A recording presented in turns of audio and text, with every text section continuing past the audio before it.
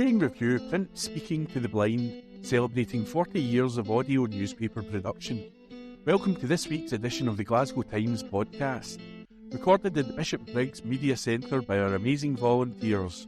You can get in touch with us via Facebook, Twitter or Instagram using @QandReview.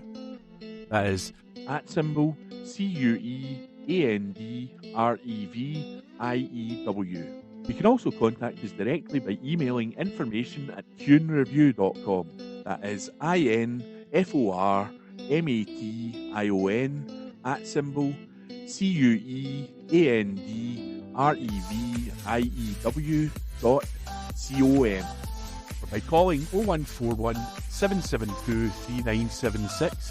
That's 0141 772 3976. Evening Times, October 12. Details of this year's Santa Dash in Glasgow revealed. Report by Morgan Carmichael. The date and details for this year's Glasgow Santa Dash have finally been revealed today. The iconic event, which helps friends, families and colleagues raise money for charity while having fun, will return on Sunday, December 10 at 10 a.m. Those wishing to enter are being invited to complete registration, which closes on December 8 at 4 p.m. Last year, almost 4,000 runners dressed as Santa, elves, and even a dinosaur to complete the new 5K route, some with even prams and dogs in tow. Participants raised money for a range of charities and organisations, and volunteers helped to make the event a huge success. This year's event, which will be started by Glasgow's Lord Provost Jacqueline McLaren, will be routed around Glasgow Green and Gorbals, the same as last year. Any profits from the Glasgow City Council event will be split between the Lord Provost's Charity Fund, which helps children and vulnerable citizens across the city, and Beatson Cancer Charity. Glasgow's Lord Provost, Councillor Jacqueline McLaren, said, "Glasgow's Santa Dash is a wonderful, uplifting family event, which gets children and adults into the festive spirit. It is a great morning with plenty of fun and laughter, and the sea of Santas running the route is a truly impressive sight. As well as being a lovely Christmas event, the Santa Dash helps people raise funds for a whole range of charities which help those in need in Glasgow and further afield." Maisie McCormick, Community Fundraising Manager at Beatson Cancer Charity, said, "We are so excited for the Santa Dash to take place again this year. Last year's event was a great success, and we love seeing everyone in their festive T-shirts and outfits at Glasgow Green. Santa Dash participants have helped raise over £400,000 for our charity since 2016, which is absolutely incredible. Everyone who signs up to take part this year will be continuing to support cancer patients and their families across Scotland." Report by Morgan Carmichael. Evening Times, October 12. Lifestyle. New bridge over the river, sailing up the Clyde on a barge. Report by Stuart Patterson. Glasgow's newest bridge will be floating up the River Clyde on a boat tomorrow.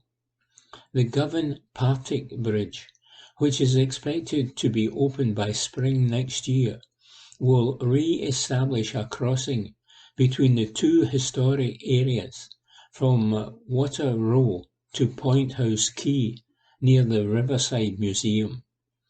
Work on the supports has been ongoing, and the main span of the bridge is due to arrive after a 5-day sea trip from the Netherlands. The bridge span, weighing 45 tons and 15.7 metres long, was built in Belgium before being transported along canals to the Netherlands, where the pylon and cabling were installed, before it was loaded onto the barge to sail through the English Channel and up the Irish Sea and North Channel yesterday, before the final stretch up the Clyde estuary and up the river into the city. It will arrive at York Hill Quay tomorrow, close to where it will be put in place across the river, when it will be a swing bridge to allow boats to pass further upstream. The 6-metre span was constructed in 2 parts, the moving span and the fixed span. When complete, it will provide a pedestrian and cycle bridge over the river.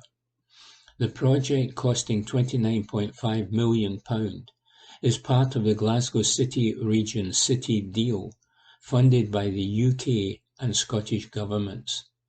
Report by Stuart Patterson. Evening Times, September 12. Opinion. Mike Daly says, accelerated refugee evictions do not help anyone. Evictions against refugees and asylum seekers are being ramped up in Glasgow. In 2019, the Mears Group plc was awarded 3 contracts to provide accommodation for asylum seekers in Scotland, Northern Ireland and the northeast of England. Starting from October 2019 and running for 10 years, the Home Office contracts are worth £1 billion to Mears. A noticeable increase in the volume of Mears Housing Management Limited eviction cases is now visible at the Heritable Court, the eviction court, at Glasgow Sheriff Court each week. The cause of the hike appears to be a policy decision by Mears and the Home Office to accelerate the removal of support for former asylum seekers. Eviction can occur in 2 scenarios. First, an individual is successful in his or her asylum claim and secures UK refugee status. This means they are now entitled to homeless accommodation in the same way as any other UK citizen, and asylum support is terminated. Second, a person's asylum claim is refused by the Home Office and becomes appeals rights exhausted, in which case Home Office and Mears support comes to an end. Expedited evictions during a cost of living crisis are no doubt part and parcel of the Home Office's unethical, hostile environment against asylum seekers, although it's odd that such treatment is meted out to refugees who have leave to remain in the UK. Glasgow South West MP Chris Stevens is deeply concerned with Mears' accelerated removal process and believes it is unnecessary and inhumane. He said, "I have constituents who have laid down roots in our local communities with strong support networks. After a successful refugee status decision, they look forward to remaining in Govan, for example, but Mears want to evict them immediately. Uprooting people causes unnecessary distress to families with children at local schools. Lest we forget that until a High Court case brought on behalf of a client by Greater Manchester Law Centre last December, asylum seekers had to live on £40.85 per week. They are not allowed to work, and £40.85 was insufficient for basic living needs. The Home Secretary had ignored unequivocal advice from her civil servants when it came to setting the annual minimum living allowance, and had disregarded the dramatic rise in the cost of living. The court held that the Home Secretary had acted unlawfully in reviewing the minimal level of Section 4 and 95 payments, and required a level of no less than £45 per week.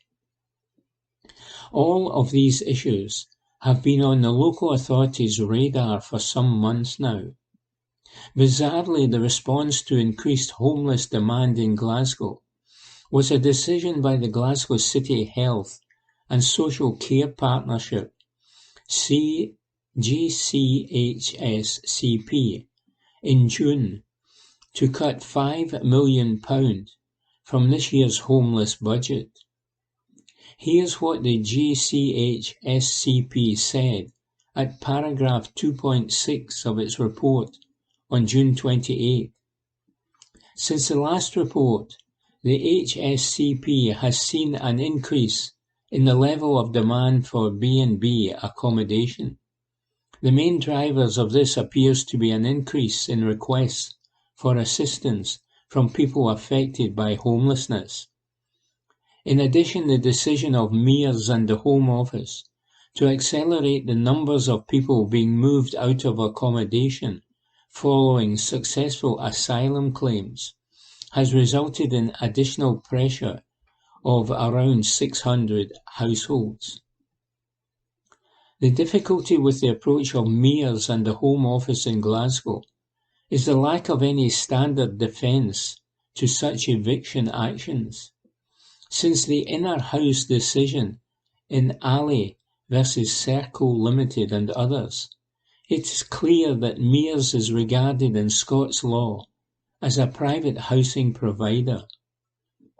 Mayors' occupancy agreements are not tenancies, and contractually it has a mandatory right to recover possession of its properties.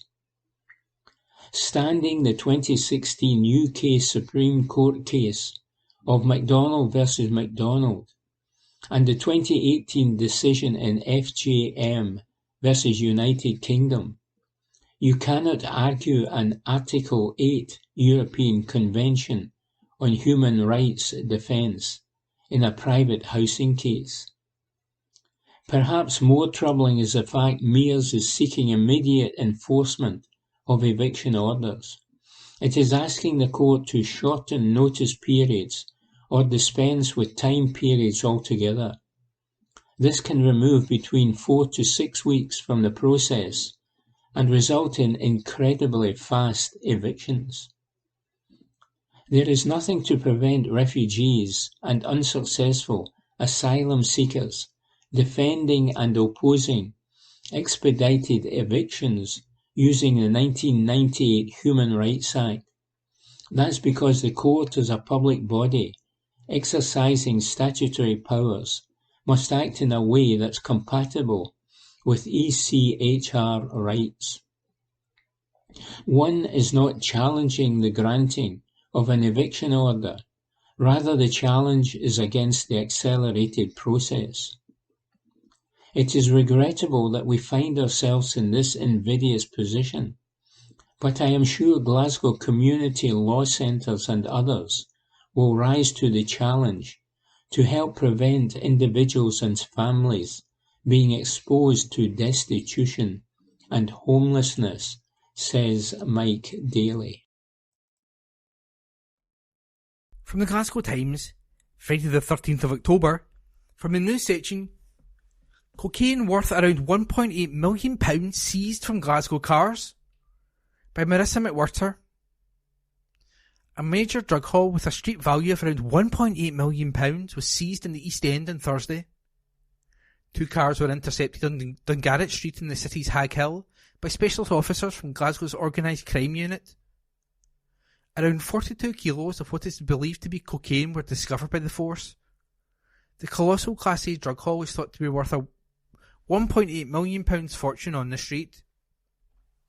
2 men, aged 34 and 56, have been arrested and charged in connection with the alleged seizure. Both are due to appear in Glasgow Sheriff Court on Friday, October the 13th, 2023. Detective Superintendent David Ferry said, This operation underlines our commitment to the Serious Organised Crime Task Force and the country's Serious Organised Crime Strategy. People's lives are ruined by drugs, and we are determined to disrupt criminal activity which has such a negative impact on the lives of our communities. We will continue to work with our partners to ensure Scotland is a hostile environment for those who seek to bring misery to our communities through their involvement in drugs. And that article was by Marissa McWhirter. From the Glasgow Times, Friday the 13th of October, from the news section, Crown case against 11 people accused of child sex abuse closed, by Connor Gordon. The Crown case against 11 people accused of sexual abuse towards children has closed.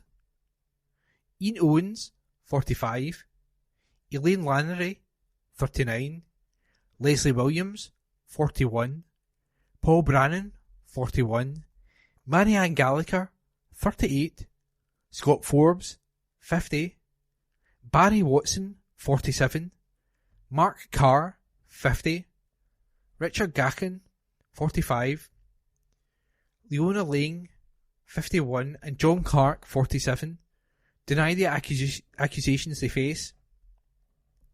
The initial 32 charges were reduced by 8 following the final Crown witness who gave evidence on Friday at the High Court in Glasgow. One of the deleted charges included allegations of all 11 behaving in a threatening or abusive manner towards 2 children. The charge claimed that the adults made the children participate in classes involving witchcraft and seances. The allegations also stated that they used a Ouija board in order to communicate with spirits and demons. 5 people still face a charge of attempting to murder a girl. All still face charges of sexual abuse. The 11 are also still accused of rape. The trial continues a week on Monday before Judge Lord Beckett. And the article was by Connor Gordon. From the Glasgow Times, Friday the 13th of October, from the news section, gang jailed over drug and firearm offences at Glasgow High Court. Article by a Glasgow Times reporter. 3 men have been sentenced in relation to drugs offences in Aberdeen and Glasgow. Scott Fitzgerald, 34, Keith White, 33, and Lewis McGrath, 30, pleaded guilty to the offences on Tuesday, August the 29th at the High Court in Glasgow. Fitzgerald also pled guilty to firearms offences. Today, Friday, October the 13th, at the High Court in Glasgow, Fitzgerald was sentenced to 6 years and 6 months, White to 6 years and McGrath to 4 years and 9 months of jail time. In spring 2022, officers recovered cocaine with a street value of more than £300,000 and heroin worth around £21,000 from properties in Aberdeen and Glasgow. A sawn-off shotgun was also recovered from the Glasgow property. Detective Inspector Robin Sim of the Specialist Crime Division said, "This sentencing underlines our commitment to the Serious Organised Crime Task Force and the country's Serious Organised Crime Strategy. We are working hard to ensure Scotland is a hostile environment for those who want to engage in criminal activity. Information from the public is crucial in helping to combat those involved in drug activity in our communities. It is only as a community working together that we can tackle drug dealing activity. Anyone with any information regarding drug dealing or county lines activities in their area is asked to contact Police Scotland on 101 or by calling Crime Stoppers anonymously on 0800 555 111. And that article is by a Glasgow Times reporter. From the Glasgow Times, Friday the 13th of October, from the news section, exclusive. Murderer who killed in front of child allowed out of jail alone. Exclusive by Christine Gray. A Greenock murderer who knifed a man to death in front of an 11-year-old girl has been allowed to stroll out of prison unaccompanied for a work placement. Mark McGartland, jailed in 2007 for fatally stabbing James O'Donnell in Renfrew, was filmed leaving Barlinnie in Glasgow on his own. A video posted on social media channel TikTok shows McGartland, 39, walking briskly from the prison with a small backpack strapped to his shoulders. Asked by a man filming him if he's just been released, he explains he was let out to go to work and is on his way to Glasgow's Duke Street. Baldy McGartland, wearing turquoise trainers, dark blue Nike jogging bottoms and a patterned North Face puffer jacket, goes on to state that he was jailed for murder and is up for parole in January after serving more than 16 years in prison. After being shown the clip by her sister titled The Greenock Telegraph, former Scottish Conservative Shadow Justice Secretary and Greenock-born MSP Jamie Green called for more consideration of victims and their families with regard to when prisoners are allowed out to walk the streets alone. Former barman McGartland, who had previous convictions for carrying a knife and driving offences, was 23 when he was unanimously found guilty of murdering 21-year-old Mr O'Donnell. He was ordered to serve a minimum of 14 years in prison for plunging a knife into the young man 4 times in a brutal attack just yards away from a little girl. Mr O'Donnell bled to death after one of the blows from McGartland's blade cut through a major artery. In evidence, the traumatised girl who witnessed the killing told the High Court in Glasgow that there was a late-night fracas on October 2006 involving a number of people over McGartland and his friends, causing a disturbance as he returned from a night spot. The witness told the High Court trial, "Mark said something to James and then stabbed him with a knife twice in the stomach, once in the bottom and once in the back of the leg." Sentencing McGartland, Judge Lord McLaren said, "You used a weapon, resulting in death. The victim had shown no aggression towards you." Mr O'Donnell's mother, Teresa, who was 62 at the time, said afterwards, "McGartland has given her family a life sentence. I've lost my only son. He was a lovely boy, so full of fun and hard working. My son hated violence and had never been in trouble of any sort during his entire life." McGartland committed the murder at Brown Street, where Mr O'Donnell's girlfriend lived. Defence counsel Ian Duguid, QC, said, "Mr McGartland has shown genuine remorse. It is a tragedy of huge proportions. His actions can only be explained by the huge amount of alcohol he consumed that night." MSP Mr Green said that it was important to notify victims and their family members when prisoners were being released for any length of time. He said, "My thoughts are with the family and loved ones of James O'Donnell. No doubt this situation has opened up old wounds for them. I don't oppose allowing prisoners to undertake monitor work experience. It is vital that prisoners can enter work upon their release to avoid reoffending. However, the welfare and safety of victims and their families should be the most important consideration when releasing a prisoner for any length of time. My own proposed victims law focuses on overhauling the victim notification scheme because the current system does not recognise the importance of informing victims of their offenders' change in circumstances." When shown the footage, a Scottish Prison Service spokesperson said, "We cannot comment on individuals. We are aware of this video and would ask the public to respect the privacy of our staff and those in or leaving our care." And the article was an exclusive by Christine Gray. From the Glasgow Times, Friday the 13th of October, from the news section. New £34.9 million school near Glasgow opens for business. Report by Morgan Carmichael. A brand new state-of-the-art school has officially opened for business. Pupils, teachers, parents, counsellors and Eastern Bartonshire Provost Gillian Rennick gathered for the official opening of Woodland View School. Based in Waterside, Kirkintilloch, the £34.9 million state-of-the-art building, which will teach children and young people aged 2 to 18 years, has been delivered by contractors McLaughlin and Harvey. The new facility, which replaces Campsie View and Merklin schools, is designed to be both practical and stimulating for pupils with a broad range of additional support needs. Provost Rennick, with the help of pupils Barzy and Lisa, unveiled the plaque to officially open the fabulous building. Provost Rennick said, "It is hard to believe Woodland View only opened its doors to pupils in August. Already there is a wonderful feeling of warmth and community within this new school. In just a couple of short months, the pupils, teachers and staff have been getting familiar with their new surroundings and enjoying all it has to offer whilst building a new school community. New friendships have been forged and there is a tangible sense of identity and pride in Woodland View already." The official opening ceremony was an opportunity for the children and young people to welcome invited guests into their fantastic new building, which is both practical and stimulating for pupils. It features lots of open spaces and a magnificent sensory trail leading from the ground to the first floor. Guests were also treated to excellent hospitality and outstanding musical performances from the school vocal group and youth group throughout the evening. It was an honour to officially open Woodland View School, and I wish pupils, teachers and staff every success in their new accommodation.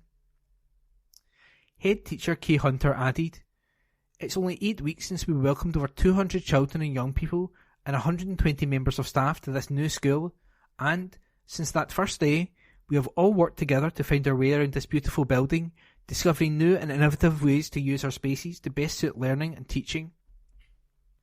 Our learners have settled and are building new and extended friendships, and our staff continue to develop all the strengths, knowledge and skills they have always displayed. As we begin our journey as a new school community, it was wonderful to welcome the Provost, local elected members, colleagues and partners to share in our official opening ceremony. We are so excited to be on this journey, and our community of staff, learners, families and friends are very much looking forward to writing the pages of the Woodland View story together." And that article was by Morgan Carmichael. From the Glasgow Times, Friday the 13th of October, from the news section, OAP among those arrested in connection with drug offences in Airdrie. Report by Morgan Carmichael. An OAP is among 3 arrested in connection with drug offences. The 77-year-old man, a 19-year-old man and a 47-year-old woman were all arrested in connection with the offences following a police operation in Airdrie. During the operation, officers, who acted under warrant, netted cannabis with an estimated street value of approximately £300,000 from a property on Stirling Road, Airdrie. The haul included herbal cannabis, cannabis extract, cannabis resin, cannabis edibles and cannabis plants. £12,000 in cash was also seized. The incident occurred at 9:30 am on Wednesday, October 11th. Those arrested in connection were due to appear at Airdrie Sheriff Court this week. And that article was by Morgan Carmichael. From the Glasgow Times, Friday the 13th of October, from the news section, popular community hub shuts down following detection of rack. Report by Morgan Carmichael. A popular community hub has shut down following the recent discovery of reinforced autoclaved aerated concrete, rack, in the facility. Bearsden Community Hub and the halls were advised that rack is present in the rear section of the facility after structural engineers undertook recent survey work. The building allegedly closed on Thursday, October the 5th, and today, Eastern Bartonshire Council have announced that the more rack has been detected on various roofs of the buildings and needs to be removed. As a result, the hub and car park will remain closed until works are completed. Commenting on the findings, Council Leader Gordon Lowe said, "With the discovery of rack in Bearsden Hub, it is essential that we quickly establish the extent of the situation and the remedial actions required. Whilst our customers who use the customer service, library and community hall facilities will be disappointed, we thank everyone in advance for their understanding as we determine the extent of the rack and the remedial action we then need to undertake." Signage has been posted on the doors to advise customers of the closure of the facility. In-person customer service delivery will remain available from the 3 other community hubs in Bishopbriggs, Kirkintilloch and Lennoxtown. Library facilities are available in the other libraries through Eastern Bartonshire, the closest being Westerton and Milngavie. For more information, go to easternbarton.gov.uk/news. And that article was by Morgan Carmichael.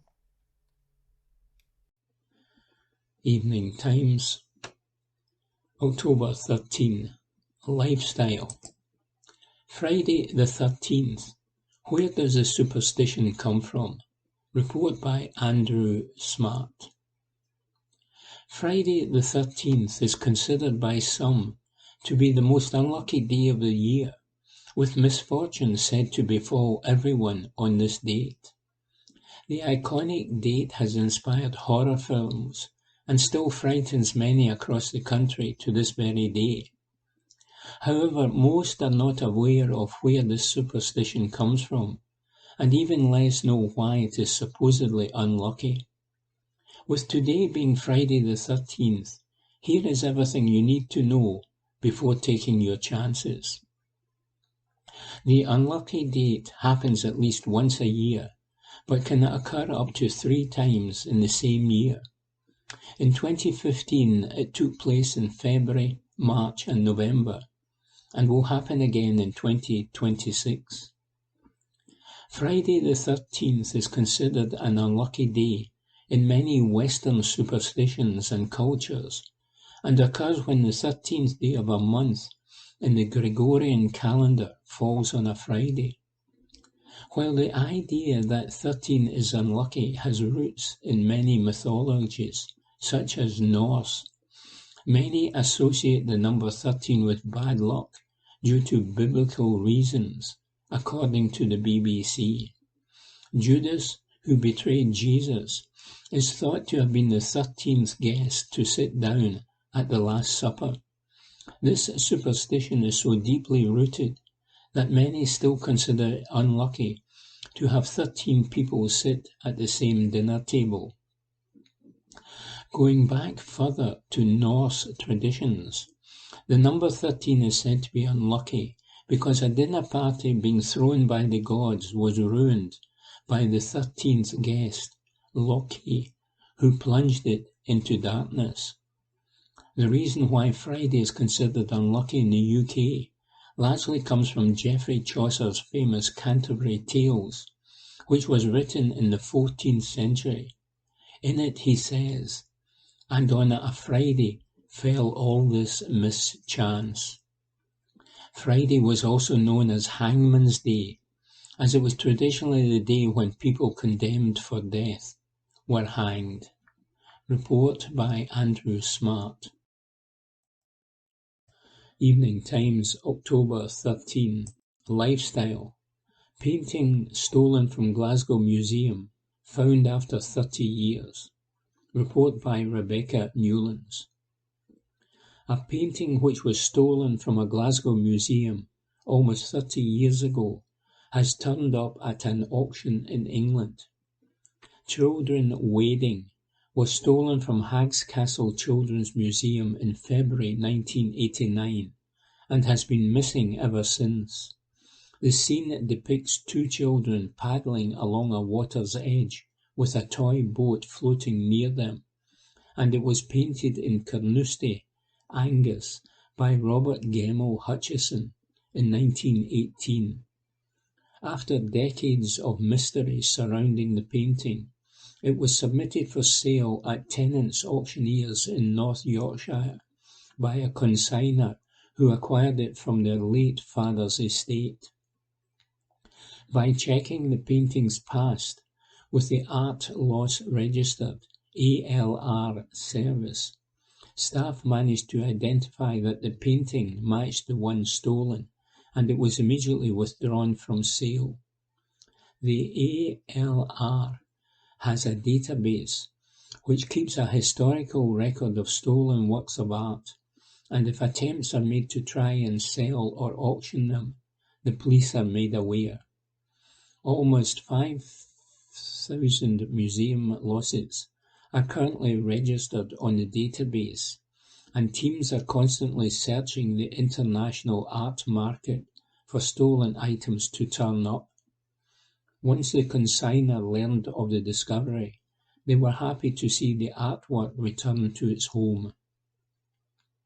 Lucy O'Meara, who is a recovery specialist, said, "We are thrilled to have assisted the parties involved in this case on a pro bono basis, and we are very pleased that the sweet picture will be returned to public view."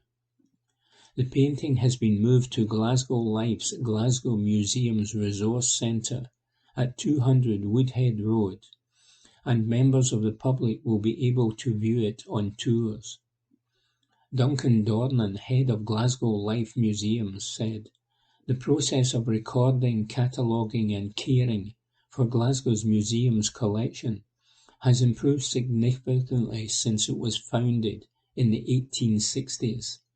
For 30 years, the cataloguing of the collection has been centralised using the museum's collection management system, and storage of the collection has also been improved. Where historic thefts are conclusively identified, we have robust processes in place, including notifying the police and adding the items to the art loss register, which makes it difficult to secure sales at legitimate auctions.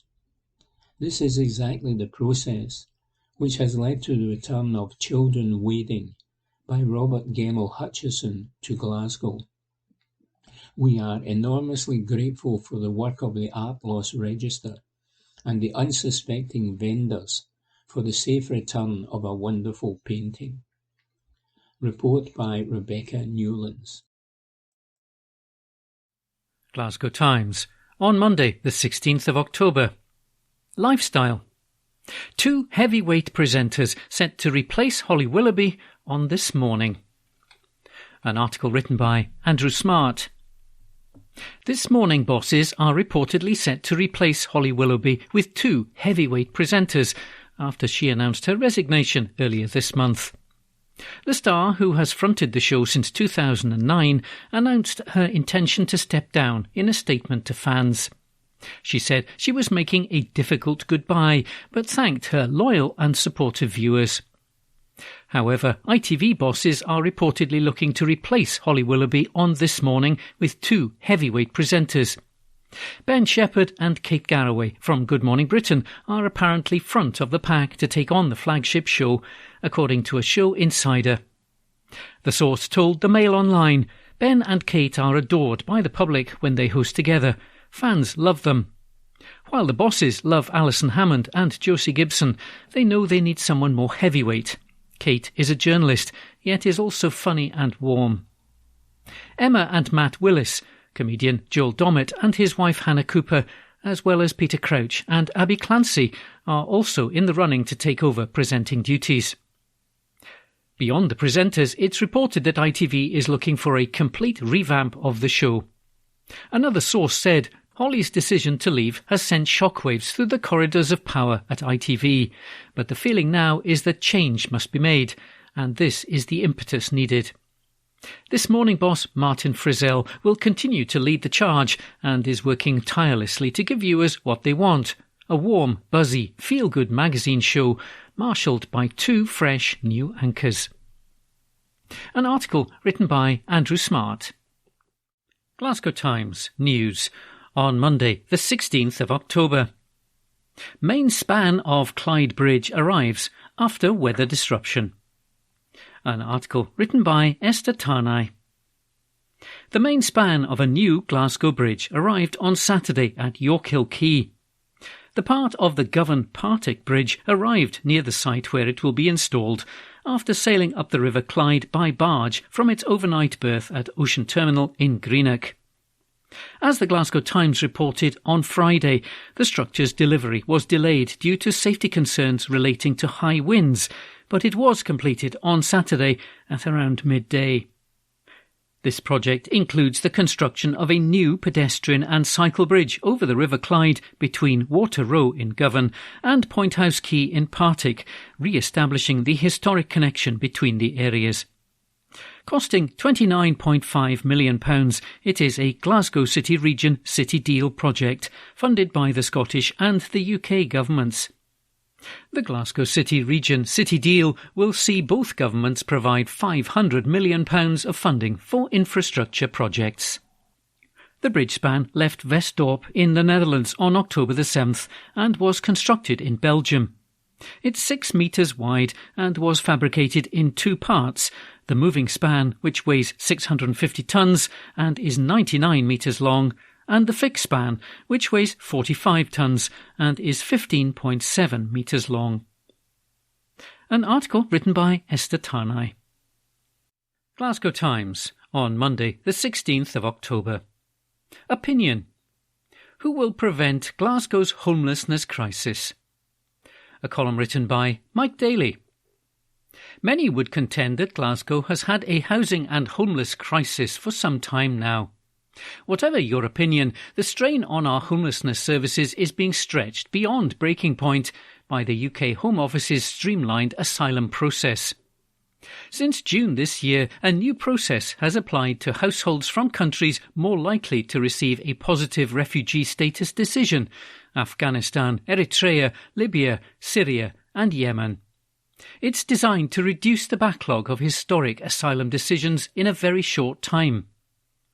Glasgow City Council's concern is this will result in 2,500 Home Office decisions being made in relation to asylum seekers in Glasgow over the next 6 months. The council estimates 1,800 decisions could be positive, which might mean around 1,400 new homeless applications in the city over the next few months. Glasgow has been a UK asylum dispersal area since April 2000 and receives Home Office funding of around £3,500 per person involved in the scheme. The 1999 Asylum and Immigration Act created the first nationwide system for the resettlement of asylum seekers. Dispersal is on a no-choice basis, and many thousands of asylum seekers have resettled as refugees in Glasgow. In September, a House of Commons report showed that Glasgow was the local authority with the most dispersed asylum seekers in the UK. 4,694 persons, or 74 per 10,000 residents as of June 2023.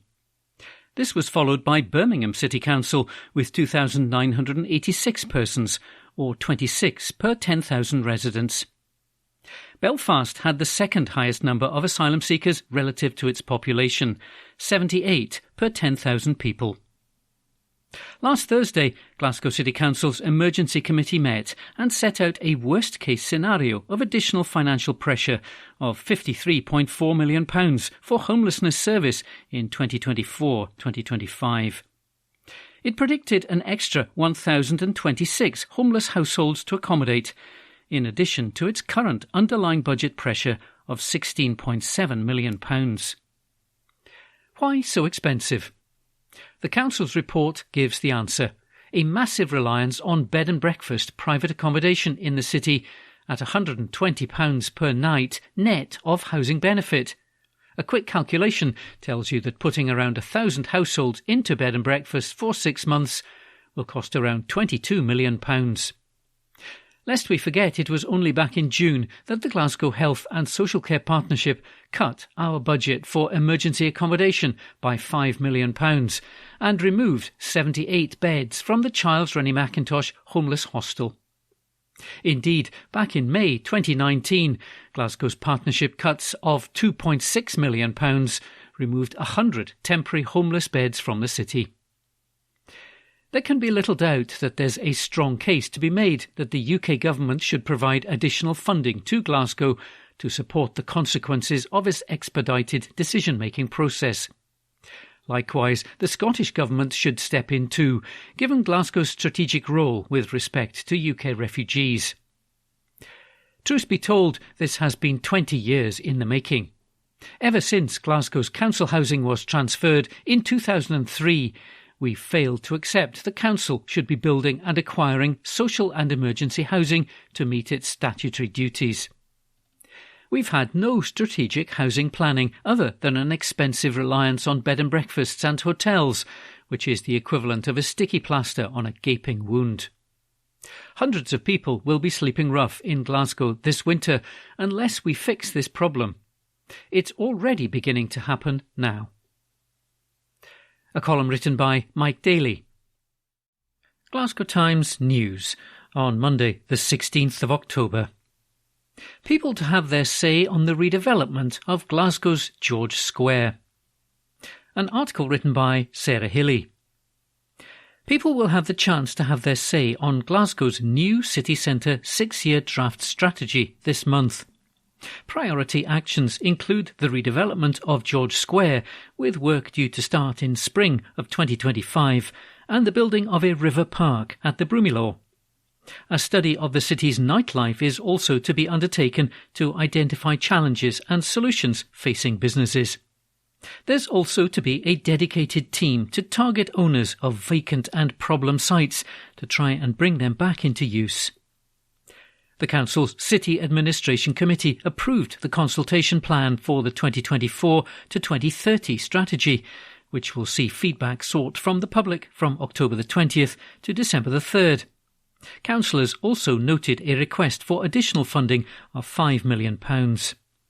The strategy has put forward ideas for Sauchiehall Street and Garnet Hill, Cowcaddens, Town Head, the Learning Quarter, the Merchant City, St Enoch, Broomielaw, Blytheswood and the Central District. Speaking at the committee, Councillor Angus Miller, SNP, in charge of city centre recovery, said 18 priority actions include work to create a more people-friendly city centre. He said there will also be a focus on making the city centre greener, as well as developing a cultural strategy for Sauchiehall Street. Councillor Saqib Ahmed, Labour, asked how the council would roll out the infrastructure needed to double the city centre population and if there would be new schools. Councillor Miller said the council is looking at building a new primary school in the city centre. He said a social infrastructure strategy would look at how the city centre can handle the growing population, which will also look at health needs. The city strategy would also work towards making sure the city would be home to more digital, high-tech research and engineering businesses and start-ups. Councillor Miller said in a statement following the meeting, people across the city and beyond have a stake in the future of Glasgow city centre. It's the heart of Scotland's only metropolitan region and vital to the social and economic well-being of this city. I look forward to the coming public consultation. An article written by Sarah Healy. Glasgow Times News on Monday, the 16th of October. Sir Michael Caine confirms his retirement from acting. This is an article which has been written by Cormac Pearson. Veteran British actor Sir Michael Caine has confirmed that he has retired from acting after the release of his latest film. Sir Michael, who is 90, told the BBC, "I keep saying I'm going to retire. Well, I am now. I figured I've had a picture where I've played the lead and had incredible reviews. What am I going to do that will beat this?" The Oscar, Golden Globe and BAFTA winning actor has an extensive filmography, including classic films ranging from Zulu and The Italian Job to more recently in Interstellar and the Dark Knight franchise, alongside Christian Bale. He's appeared in more than 160 films over a career that has spanned 7 decades. In his final film, The Great Escaper, which was released on October the 6th, he plays real-life World War II veteran Bernie Jordan, who escaped from a care home to attend a D-Day celebration in France. "The only parts I'm liable to get now are 90-year-old men, or maybe 85, he told BBC Radio 4's Today programme. "They're not going to be the lead. You don't have leading men at 90. You're going to have young, handsome boys and girls. So I thought I might as well leave with all this." Sir Michael said he had turned the film down 3 times before accepting the role, as he considered himself retired. He stars alongside Glenda Jackson, who died in June after the completion of the film. His announcement comes a month before Sir Michael's novel Deadly Game is scheduled for release. The novel follows the adventures of DCI Harry Taylor, a detective with no respect for red tape or political reputations. Sir Michael said in June, "It's been my ambition for years to write a thriller. It's the genre I most love to read, and I've really got a buzz out of working on Deadly Game and teaming up with Hodder once again to publish it. I hope readers enjoy getting to know Harry Taylor as much as I did." An article written by Cormac Pearson. Glasgow Times News on Monday, the 16th of October. Strathclyde Partnership for Transport is committed to longer opening hours for the subway. An article written by Stuart Patterson. SPT is committed to longer opening hours for the subway once new trains and signalling are in place, its chief executive has said. The matter was raised with a panel of transport experts and officials at a fringe event at the SNP annual conference in Aberdeen, organised by the Strathclyde Partnership for Transport. Sandra White, former Glasgow SNP MSP, had asked about extending the subway hours at night and on Sundays when it closes at 6 p.m. She asked, why can't it operate at times when people want to use it? We have a system, why can't we use it to its full ability? Chief Executive Valerie Davidson said, SPT is committed to longer hours for the subway. We are testing trains at night at the moment.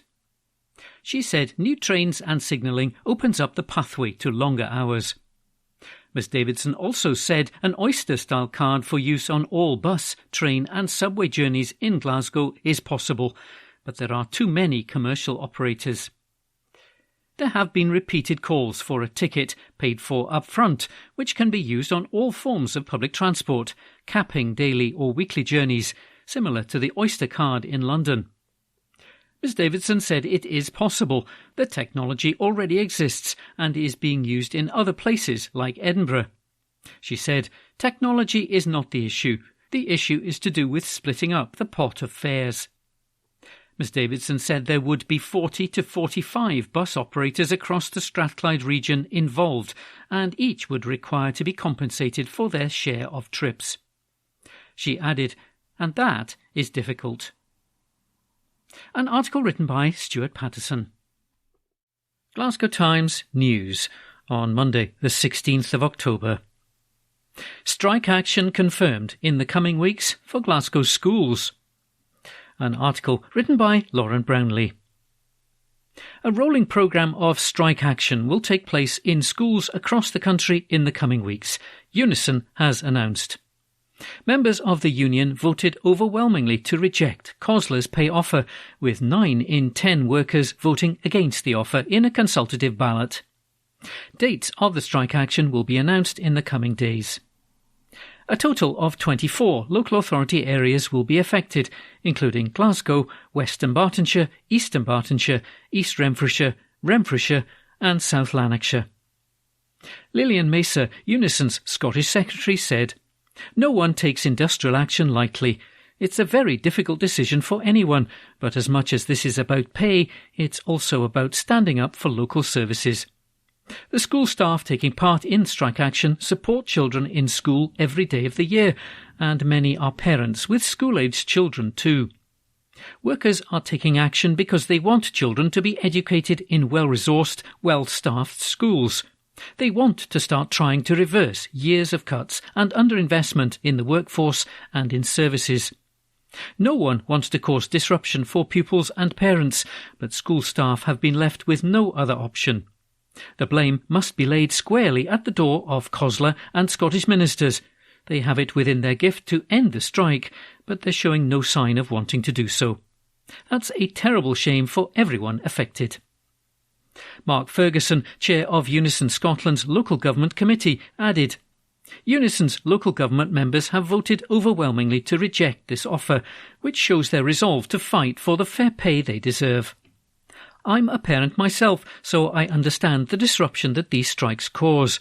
But if wages don't rise, school staff will leave for other jobs beyond education that pay significantly more per hour. That would be a disaster and would help no one.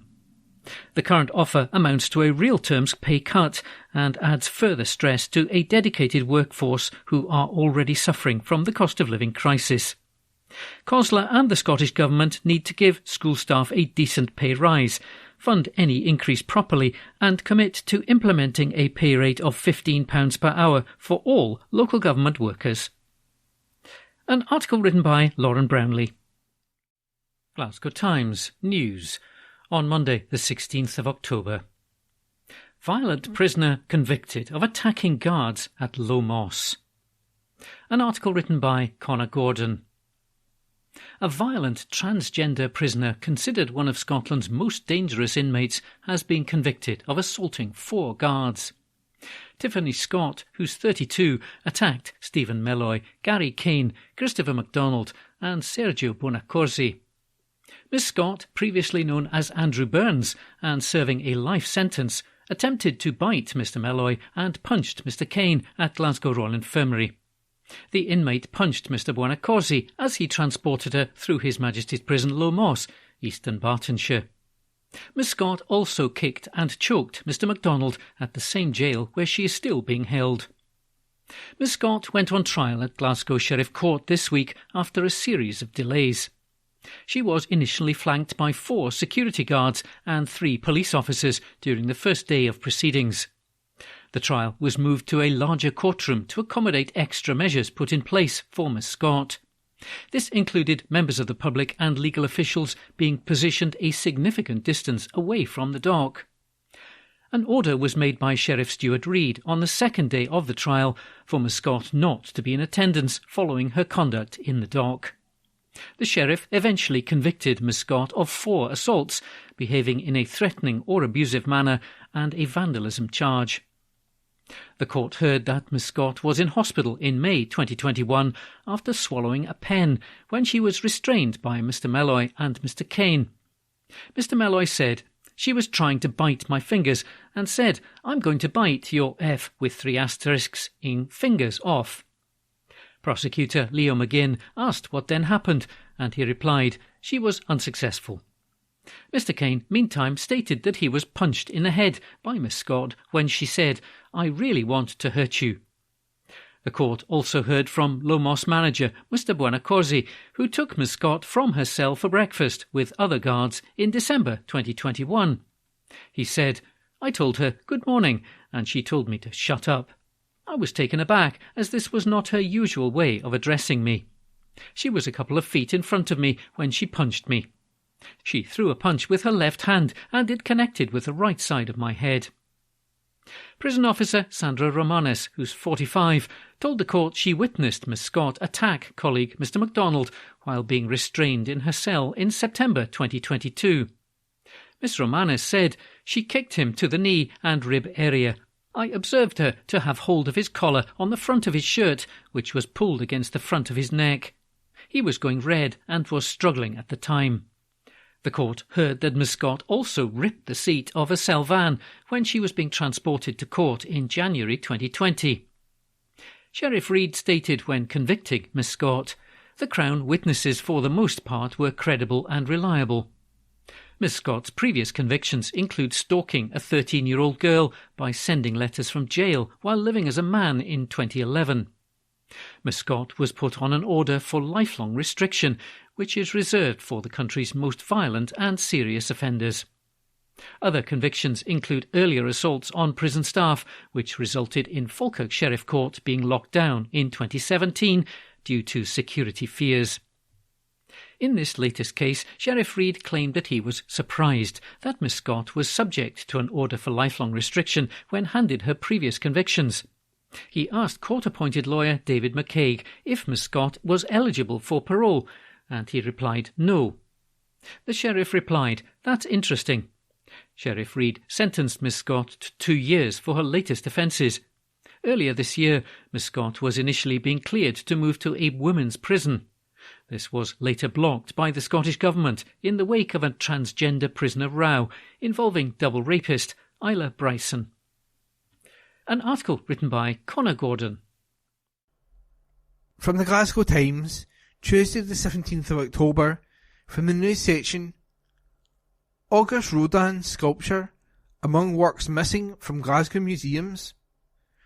Report by Sarah Hilly. A sculpture by the world-renowned artist August Rodin, worth an estimated £3 million, is among some 1,700 works missing from Glasgow museums. Officials from Glasgow Life, which is in charge of the collection, cannot find Rodin's Les Bourgeois de Calais, as well as a painting of Billy Connolly's banjo by artist John Byrne. Rodin is well known for his The Thinker sculpture. The unlocated Rodin creation, which is estimated to be worth about £3 million, is a plaster version of Les Bourgeois de Calais, which can be seen in bronze outside London's Houses of Parliament. The work is missing alongside about 1,750 other items, according to the Sunday Times, following a Freedom of Information request. The situation has been slammed as deeply concerning by Conservative MSP Alexander Stewart. A Glasgow Life spokesperson said the Rodin artwork was damaged while on display in Kelvingrove Park in 1949 and its location is currently unknown. The spokesperson said, the plaster sculpture La Bourgeoisie de Calais by Auguste Rodin was exhibited in Kelvin Grove Park in 1949. The sculpture in the open-air exhibition ran from 25th of June to 30th of September 1949.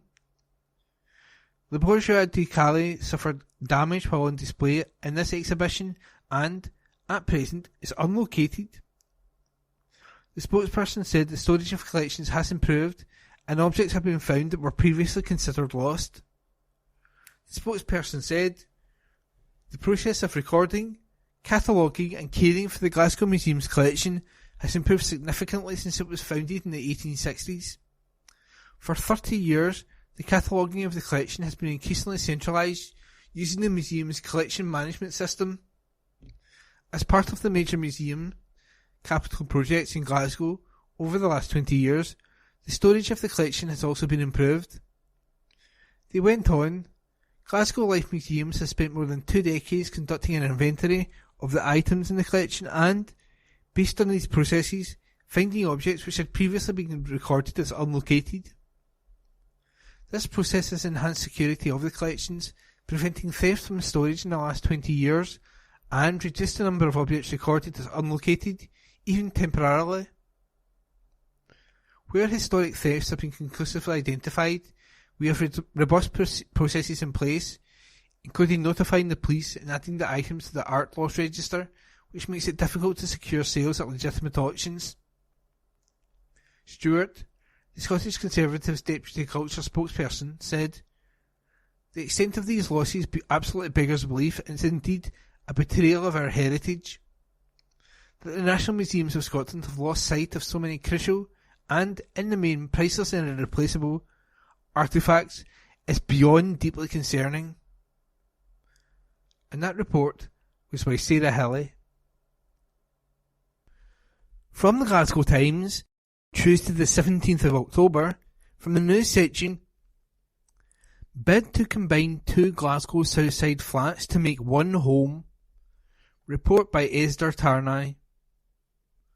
A plan to combine 2 Glasgow flats into one home was submitted. The 2 flats, owned by the same family, are located on Keir Street and Pollokshields and are on floors 1 and 2, directly below each other in the same tenement block.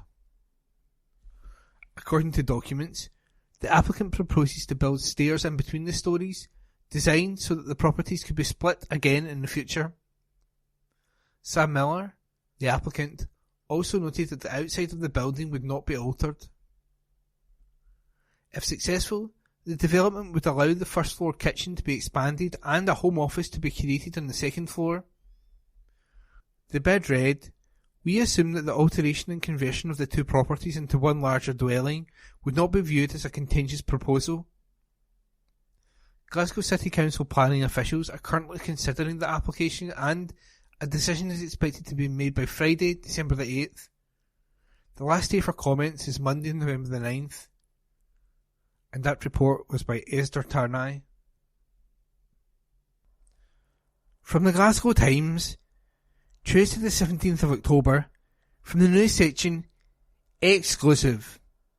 Glasgow City Council slammed for off-market disposal of green space. This article is an exclusive by Marissa McWhirter. A beloved green space in the heart of an industrial area is set to be sold off by the council for development, prompting outrage from the community. Described as an oasis, the beloved patch of greenery at the corner of Fleming Street and Glen Park Street in Denniston is in the midst of being sold off-market by Glasgow City Council to Read Wire. A spokesperson for the council said, this parcel of land is designated for business or industrial use in the city plan and is within a well-used commercial area. The land has been overgrown for some time and, in 2017, it was agreed that the plot could be sold off market to a neighbouring business wishing to expand its operation. The parcel of land appears well maintained and is dotted with trees and shrubbery. Frequented by nearby workers and dog walkers, the move has sparked fury among the community, who say it has always been a green patch. especially neighbouring businesses Green City Whole Foods and Vanley Transport, who say they use the park daily. Leah Vance, the transport manager at trucking firm Vanley Transport, has worked next to the park for over 2 decades and claims the council maintains it regularly. She told the Glasgow Times, "This is not derelict land, it's used by loads of people. I meet and get to know people with their dogs, and, if I'm out with mine, that's generally how I connect with people." The 55-year-old added, "We just want the area to be nice because we're working here for most of our days. Part of our life is here. I look out and there's loads of wildlife in there. There are rabbits, foxes and loads of birds like chaffinches. I know that might not mean a lot to people, but I love nature. That's my wee oasis over there, especially in the summer." Tristan Wooler, a member of the food and drink wholesaler Green City Whole Foods, said that none of the neighbours were notified of the sale. The 43-year-old said, "It wouldn't have taken the council much effort to contact adjacent occupiers. As a company, our consensus is that we want this to stay a green space. There is a lack of green space around here." Reed Wire, formerly dubbed Reed Roofing Limited, did not respond to the Glasgow Times request for comment. A spokesperson for Glasgow City Council said they could not disclose the price attached to the sale at this stage. They added, "This parcel of land is less than half an acre in size and has never been adopted as parkland. The council is fully entitled to sell a property for which it has no use, and, in 2017, it was agreed that the plot could be sold off-market to neighbouring businesses wishing to expand their operation. This proposed sale has been conducted in full accordance with our policy for off-market sales, which includes sales of land to adjoining owners for expansion of existing businesses. The proposed sale will be subject to oversight and scrutiny by elected members. A number of legal issues required to be resolved with the sale, but a solution has now been found, and the transaction is in a position of progress. A report on this matter recommending the agreed terms and conditions will be submitted in line with committee procedures, and that article was in exclusive by Marissa McWhirter.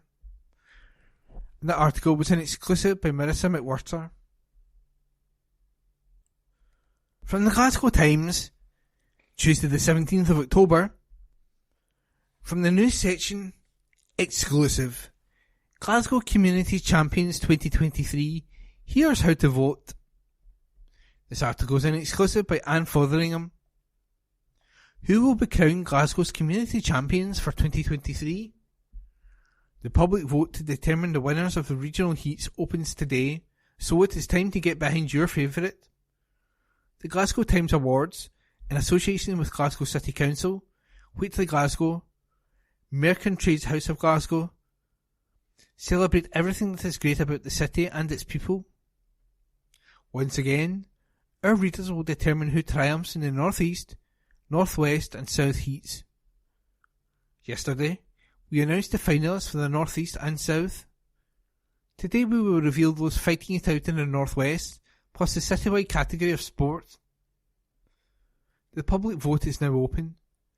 Simply go to glasgowtimes.co.uk/community-champions-awards or search for www.glasgowtimes.co.uk/community-champion-awards. It is free to cast your vote, and voting closes on October the 31st. The winners will go forward to a second judging session, and overall winners will be announced at the grand final at the City Chambers on December the 5th. The finalists in the North West are as follows. Team Award, Men Matter Scotland, a mental health charity which continues to expand its services, now offering support in high schools and prisons. North United Communities Rockhill Youth Team, who provide activities and vital support for young people in the area, and Drumming Up Change, an innovative scheme which brings together Drumchapel High students and children with learning disabilities from Fortune Works and a great range of projects. Individual Award, Jill Mackay, who goes the extra mile for the people of Milton, Rockhill and Winford in her role at the helm of North United Communities. Joyce Bell, G15 Youth Project Wee Gaffer, who makes sure Drumchapel's young people's voice are heard, and inspirational social entrepreneur Sylvia Douglas, who set up projects in Postle Park to help women into training and work. Public Service Award, Street Pastors Glasgow, who help citizens in need overnight on city streets. Kingsway Community Connections, who have provided outstanding support to people from all walks of life during the cost of living crisis. Friends of Maryhill Graveyard, a dedicated group hoping to save a historic part of Glasgow. And John Barclay, Glasgow Street Aid, who provides first aid on city streets supporting the NHS. Uniformed Services Award, ADRS Nursing Team, who support people with drug and alcohol issues. Scottish Ambulance Service Air Ambulance Team, which has been delivering life-saving services for 90 years, and PC Ben Oliver, who, despite being 18 and 3 weeks out of training, kept his composure to bravely save a woman's life. Senior Award, Glasgow Orchestral Society President Anne Gibson, Veterans Champion Terry McCourt, and Wilma, Betty, Susan, Maggie and Jean, the rapping grannies of Postle Park. Young Award, Leah McCafferty, a young carer who also helps victims of bullying. Hannah McGee, activist and mentor at G15 Youth Project. Hamilton Hills Clay Pits volunteer Dexter Johnson-Gray. And Jack and Callum, who volunteer with North United Communities.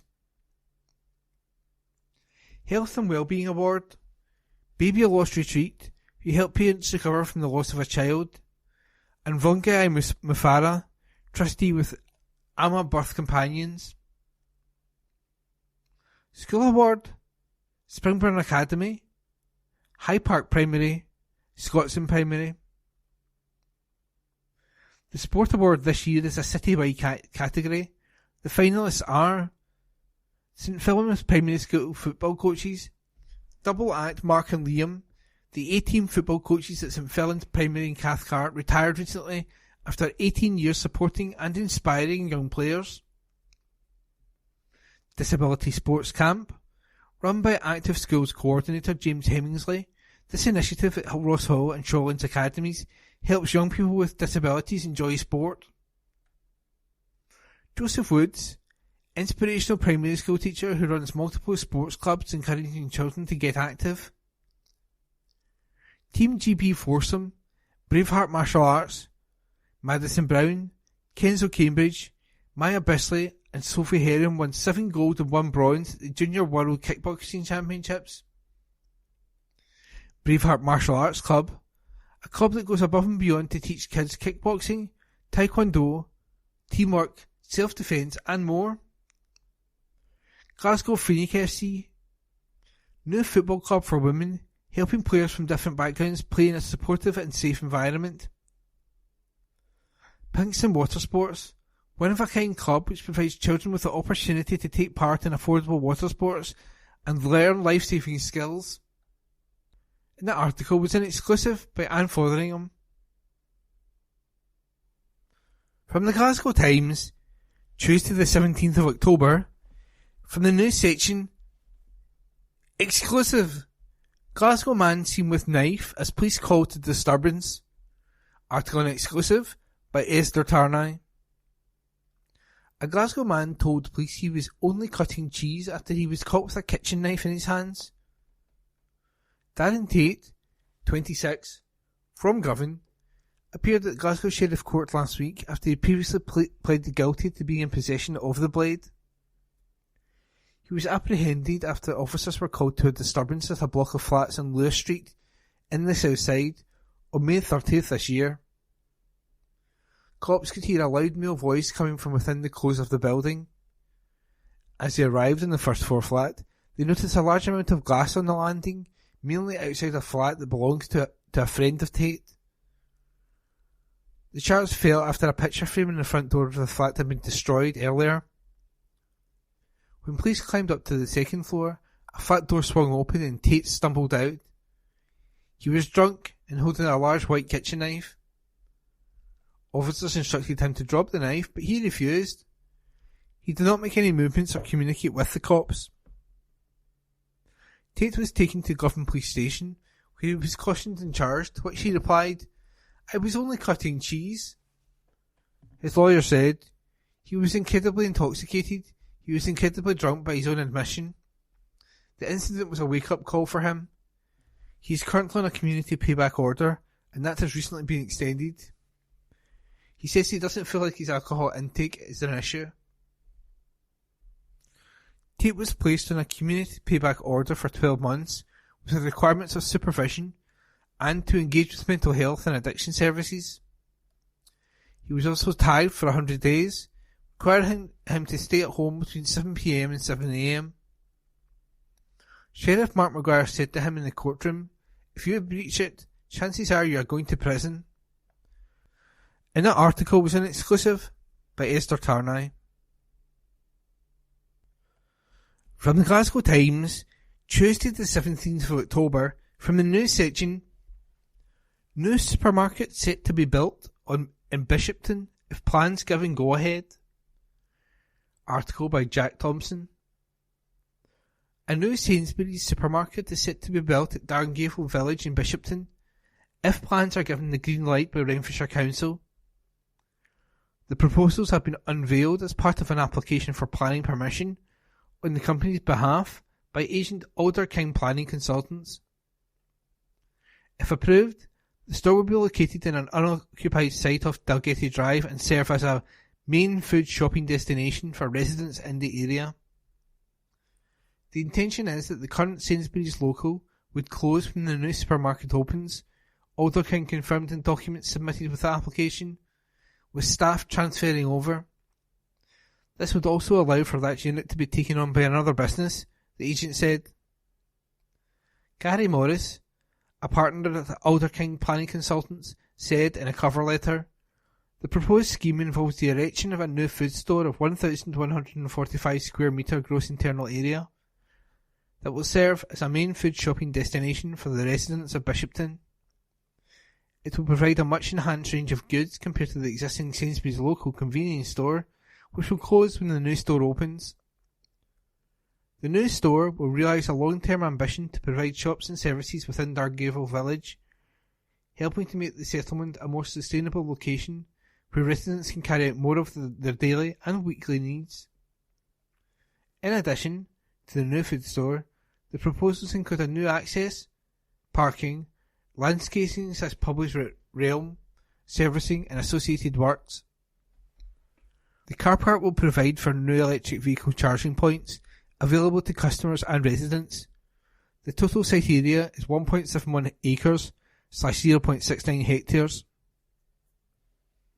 The new car park will be accessible via Dalgety Drive and will provide access to the proposed health centre to the north, which is subject to a separate planning application. There will be pedestrian access to the car park to the health centre, ensuring that all three elements of the village centre, store, health centre and existing retail parade, are well connected to each other and that the centre functions in a coherent and integrated manner. The council will make a decision on the application at a later date. And that report was by Jack Thompson. Evening Times, October 18. Lifestyle. The ambitious scheme that solved Glasgow's health epidemic. Report by Michael Gallagher of the Glasgow City Archives. Before the advent of modern sewage disposal, Glasgow tried many approaches to deal with the putrid problem. As early as 1602, the city authorities took some limited steps to combat pollution in the Clyde. The river acted as the main sewer, which naturally created health and environmental issues for Glasgow and its residents. It was not until the rapid expansion of the city in the 19th century that the sewage question, as it became known, was considered more seriously.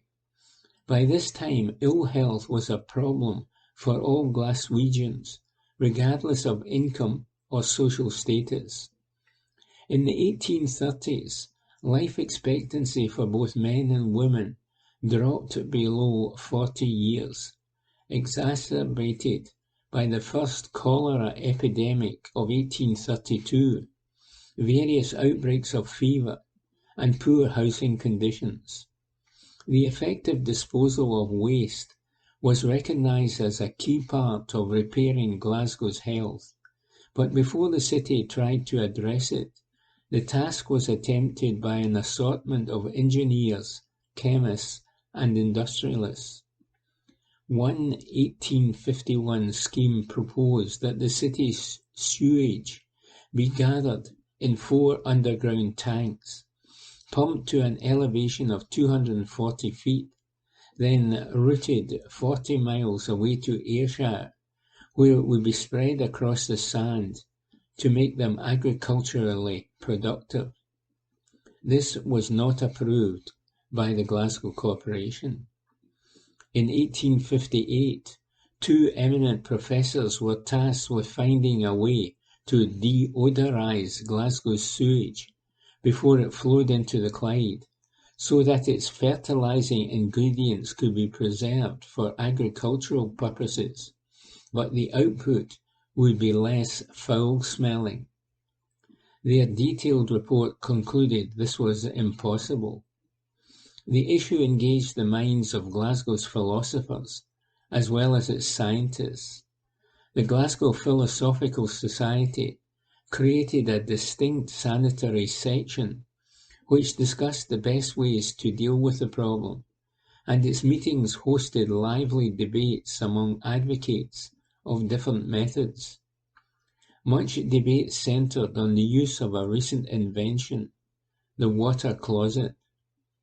At one society meeting in 1869, a chemist named Edward Stanford argued strongly that the indoor WC would never catch on, since it carried an attendant train of evils which, I am fully persuaded, will ultimately doom it to oblivion. An alternative was proposed by a Mr. John Murchie, who suggested that it be replaced by an indoor dry ash closet. A movable airtight box would be attached to the bottom of this closet, into which would drop excreta and riddled ashes.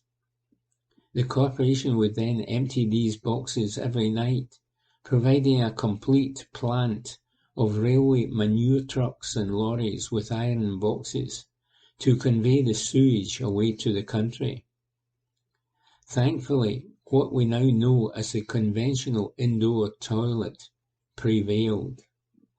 Sewage disposal in Glasgow was a complex problem, not least because any solution would affect the surrounding areas, and a royal commission was required to explore it. Having surveyed almost 1,500 square miles around the Clyde, the commission published its report in 1876. This complex and costly scheme recommended that the waste be transported into the sea by tunnel, and came before Parliament before a change in government caused it to be dropped. A series of acts in the 1890s gave the corporation the power to deal with and disperse of the sewage of the city and many of the outlying areas, and Glasgow established one of the largest schemes for the treatment and disposal of sewage in the world. Central to this was an ambitious programme of treatment works and pumping stations, opened between 1894 and 1910. Dalmarnock was first in May 1894, where sewage was treated and converted to fertiliser, which was sold off. Dalmuir followed in 1904, which followed the same process and disposed of the remainder by loading it onto the steamer TSS Dalmuir and transporting the sludge 40 miles out to sea.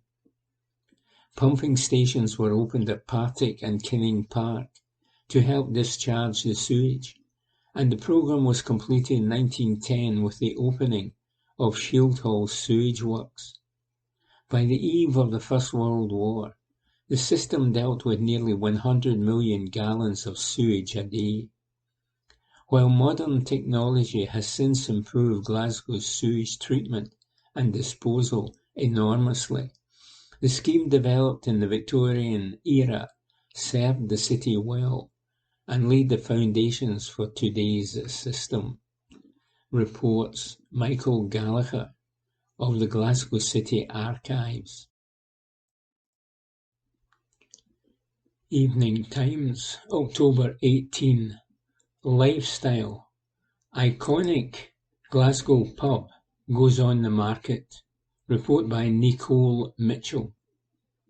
An iconic Glasgow pub is up for sale. The Lauriston Bar, which has been owned by the Clancy family for more than 40 years, has been brought to the market by specialist business property advisor Christie & Company. The Category C listed Bridge Street Bar has maintained a traditional theme throughout, remaining virtually unchanged since the 1960s, and features panelled walls and ceilings, and memorabilia and drawings from local artists. It hosts regular events such as live music and comedy, and club nights, and has been used for filming movies such as Young Adam and Wild Rose. Filming also took place at the venue last year for gritty thriller Deadshot, which is set in 1970s London and follows the story of a retired IRA paramilitary who seeks vengeance for his wife after she was shot dead by a British soldier. The pub is located within one of the city's most popular pub crawl circuits and benefits from local and tourist trade year-round. It also generates trade from the additional footfall at the nearby O2 Academy and will soon benefit from the regeneration project at Central Quay, which will bring 350 new apartments to the area. Jerry Clancy, the current owner, said, "In any family business, family is the priority. After 40 years serving the Lauriston Bar family, we would now like to devote more time to serving the Clancy family. It goes without saying it will be business as usual until the right buyer is found." Tony Spence, Associate Director at Christie & Company, added, "This is a rare opportunity to acquire a long-standing, successful pub in central Glasgow. The business is well placed to succeed going forward and would suit both an owner-operator or could be added to an existing portfolio." Report by Nicole Mitchell. That concludes this week's edition of the Glasgow Times Podcast. Please remember to subscribe to our channels at Tune Review and to tell your friends about our service.